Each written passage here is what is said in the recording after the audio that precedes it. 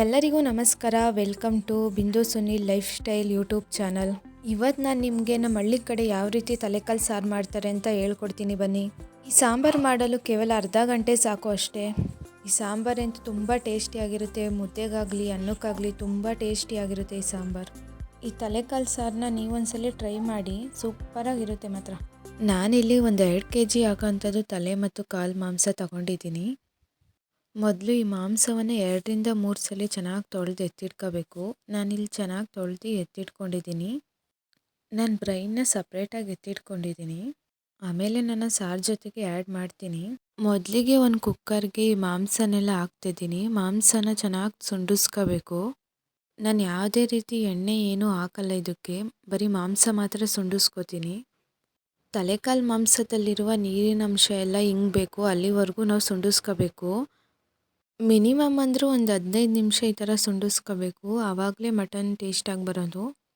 ಈ ಮಟನ್ ಸುಂಡೋತಿಗೆ ನಾವೊಂದು ಮಸಾಲೆ ರುಬ್ಕೊಬರೋಣ ಬನ್ನಿ. ಈ ಮಸಾಲೆ ರುಬ್ಬಕ್ಕೆ ಏನೇನು ಬೇಕಂದರೆ ಈರುಳ್ಳಿ 5, ಬೆಳ್ಳುಳ್ಳಿ 1 ಹಿಡಿ, ಶುಂಠಿ ಅರ್ಧ ಹಿಡಿ, ಚಕ್ಕೆ ಒಂದು 3 ಪೀಸು, ಲವಂಗ ಒಂದು 15, ಮೆಣಸು ಒಂದು 20 ಕಾಳು.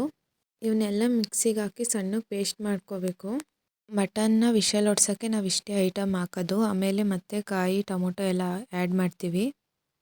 ಇವಾಗ ನೀರಿನಂಶ ಎಲ್ಲ ಹಿಂಗೈತೆ, ವಿಡಿಯೋದಲ್ಲಿ ತೋರಿಸ್ತಿದ್ದೀನಲ್ಲ ಆ ಥರ ಇರಬೇಕು. ಇವಾಗ ಉಪ್ಪು ಮತ್ತು ಅರಿಶಿನ ಪುಡಿ ಆ್ಯಡ್ ಮಾಡೋಣ. ರುಬ್ಬಿರ್ತೀನಲ್ಲ ಮಸಾಲೆ ಆ್ಯಡ್ ಮಾಡ್ತಿದ್ದೀನಿ. ಮಟನ್ ಮುಳುಗೋ ಅಷ್ಟು ನಾನು ನೀರು ಆ್ಯಡ್ ಮಾಡ್ತಿದ್ದೀನಿ ಇಲ್ಲಿ. ಮಟನ್ ಬೇಯಬೇಕಲ್ವ ಚೆನ್ನಾಗಿ, ನೀರು ತುಂಬ ಇರಬೇಕು, ಆವಾಗಲೇ ಮಟನ್ ಸಾಫ್ಟಾಗಿ ಬೇಯುತ್ತೆ. ಈಗ ವಿಷಲ್ಗೆ ಇಡ್ತಾಯಿದ್ದೀನಿ. 6ರಿಂದ 7 ವಿಷಲ್ ಬರೆಸ್ತೀನಿ ನಾನು. ಆಮೇಲೆ ಮತ್ತೆ ಖಾರ ಹಾಕಿ ಕುದಿಯೋಕೆ ಇಡ್ತೀನಿ. ವಿಷಲ್ ಬರೋತ್ತಿಗೆ ಈ ಕಡೆ ಖಾರಕ್ಕೆ ರುಬ್ಕೊಳ್ಳೋಣ ಬನ್ನಿ. ಏನೇನು ಬೇಕಂದರೆ 2 ಸ್ಪೂನ್ ಧನಿಯಾ ಪೌಡರ್, ಇದು ಚಿಕನಿಗೆ ಅಂತಲೇ ಸಪ್ರೇಟ್ ಮಾಡಿಸಿರೋದು, ಬರೀ ಧನಿಯಾ ಹಾಕಿ. 3 ಟೇಬಲ್ ಸ್ಪೂನ್ ಖಾರ ಪುಡಿ. ತಲೆಕಾಲು ಸ್ವಲ್ಪ ಖಾರ ಆಗಿರಬೇಕು, ಅದಕ್ಕೆ 3 ಸ್ಪೂನ್ ತೊಗೊಂಡಿದ್ದೀನಿ. ಅರ್ಧ ಹೋಳು ಕಾಯಿ ತುರಿ, 3 ಟೊಮೊಟೊ, 1 ಹಿಡಿ ಕೊತ್ತಂಬರಿ ಸೊಪ್ಪು. ಈ ಮಸಾಲೆ ಎಲ್ಲ ಹಾಕಿ ಮಿಕ್ಸಿಲಿ ಸಣ್ಣಕ್ಕೆ ರುಬ್ಕೊಬರ್ಬೇಕು. ಇವಾಗ ಎಷ್ಟು ಸಣ್ಣಕ್ಕೆ ರುಬ್ತೀವೋ ಅಷ್ಟು ಟೇಸ್ಟ್ ಚೆನ್ನಾಗಿರುತ್ತೆ. ಒಬ್ಬೊಬ್ಬರು ಹುರ್ಗಡ್ಲೆನೂ ಆ್ಯಡ್ ಮಾಡ್ತಾರೆ, ನಾವು ಆ್ಯಡ್ ಮಾಡ್ತಿಲ್ಲ, ಕಾಯಿನೇ ಅರ್ಧ ಭಾಗ ಹಾಕ್ತಾಯಿದ್ದೀವಿ. ಇವಾಗ ನೀರು ಆ್ಯಡ್ ಮಾಡಿ ಸಣ್ಣಕ್ಕೆ ಪೇಸ್ಟ್ ಮಾಡ್ಕೊಬರ್ಬೇಕು. ನಾನಿಲ್ಲಿ ತೋರಿಸ್ತಿದ್ದೀನಲ್ಲ ಅಷ್ಟು ಸಣ್ಣಕ್ಕಿರಬೇಕು. ಮಸಾಲೆನೂ ರುಬ್ಬಿದ್ದಾಯಿತು, ಈ ಕಡೆ ವಿಷಲ್ಲು ಬಂತು. ಒಂದು 6ರಿಂದ 7 ವಿಷಲ್ ಬರ್ಸಿದ್ದೀನಿ ನಾನು. ಮತ್ತು ಮಸಾಲೆ ಆ್ಯಡ್ ಮಾಡಿ ಒಂದು 20 ನಿಮಿಷ ಕುದಿಯೋಕೆ ಇಡ್ತೀನಿ ಅದಕ್ಕೆ. ಈಗ ವಿಷಲ್ ಬಿಟ್ಟೈತೆ, ಇವಾಗ ಕುಕ್ಕರ್ ಓಪನ್ ಮಾಡ್ತಿದ್ದೀನಿ. ಮಟನ್ ಎಲ್ಲ ಒಂದು 70% ಇದರಲ್ಲೇ ಬೆಂದಿರುತ್ತೆ, ಇನ್ನೊಂದು 30% ಬೇಯಬೇಕಷ್ಟೆ. ಇವಾಗ ತಲೆಕಾಲು ಸೂಪ್ ರೆಡಿ ಆಗೈತೆ. ನಾನು ಫಸ್ಟೇ ಖಾರ ಹಾಕಿದ್ನಲ್ಲ, ಈ ಥರ ಮಾಡಿಟ್ಕೊಂಡ್ರೆ ಸಾಂಬಾರು ಆಗುತ್ತೆ, ಸೂಪು ಆಗುತ್ತೆ. ನಮ್ಮ ಮನೇಲೆಲ್ಲ ಇದೇ ಥರ ಮಾಡೋದು, ಸಪ್ರೇಟ್ ಏನು ಮಾಡೋಕ್ಕೆ ಹೋಗಲ್ಲ. ಇವಾಗ ಮಿಕ್ಕಿರೋ ರಸಕ್ಕೇ ಖಾರ ಆ್ಯಡ್ ಮಾಡ್ತೀವಿ ನಾವು.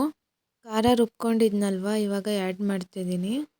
ಖಾರ ಆ್ಯಡ್ ಮಾಡಿದ್ದಾದಮೇಲೆ ಸಾಂಬಾರು ನೋಡಿಕೊಂಡು ನೀರು ಆ್ಯಡ್ ಮಾಡ್ಕೋಬೇಕು. ಮೊದಲೇ ನೀರು ಹಾಕಿರ್ತೀವಲ್ಲ, ಬೇಕಾದರೆ ಹಾಕೋಬೋದು, ಇಲ್ಲಾಂದ್ರಿಲ್ಲ.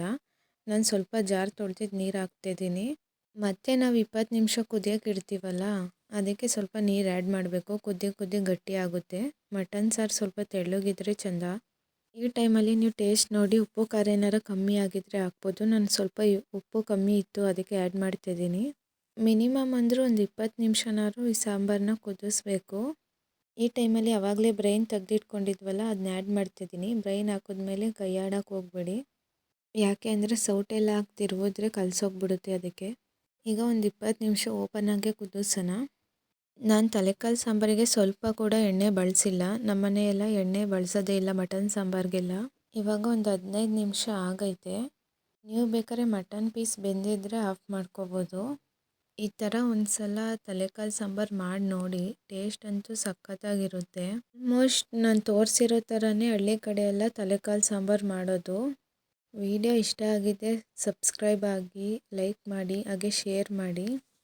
ಇವಾಗ ಒಂದು 20 ನಿಮಿಷ ಆಗೈತೆ. ಬ್ರೈನು ಕೂಡ ನೋಡಿ ಬೆಂದೈತೆ. ಇವಾಗ ಮಟನ್ ನೋಡಿ ಗ್ಯಾಸ್ ಆಫ್ ಮಾಡಬೇಕಿವಾಗ.